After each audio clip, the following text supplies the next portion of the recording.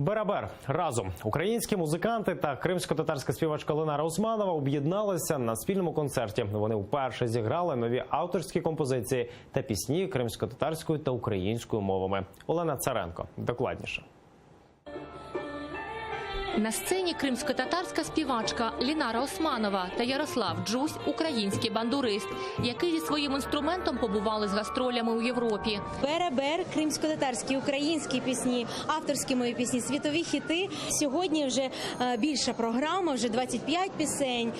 Так, на мені вбрання українська вишиванка та кримсько-татарський фест. Все сьогодні у поєднанні. І костюми, наші пісні, і бандура, сучасна бандура, український інструмент і кримсько-татарський етнос, кримсько-татарські мелодії. Ідея поєднати кримсько-татарські пісні й український інструмент – бандуру – з'явилась у Ленари Османової та Ярослава Джуся 3 роки тому.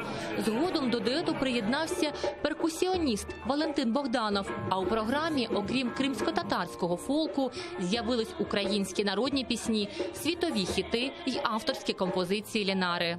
Мій проект «Бандура Стайл» вже багато років поспіль популяризує бандуру і експериментує. Я на ній зіграв вже, мабуть, хіти всіх народів світу, європейські, американські. І я, звісно, не міг оминути увагою кримсько-татарську музику і цю культуру, бо питання стоїть гостро Криму і взагалі існування їхньої нації, тому ми ще 3 роки тому з Ленарою вперше спробували поекспериментувати. Ленара Османова вперше виступила на сцені у 5 років. У 2007-му вона презентувала свій перший альбом «Прекрасний Крим», куди увійшли 10 пісень кримсько-татарською та українською.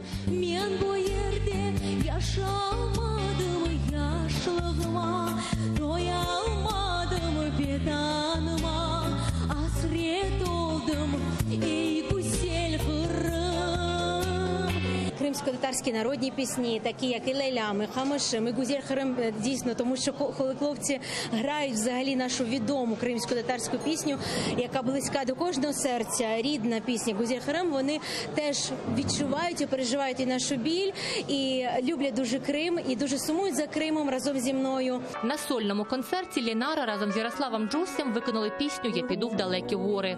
Олена Царенко, Максим Кондратенко, Заман, АТР.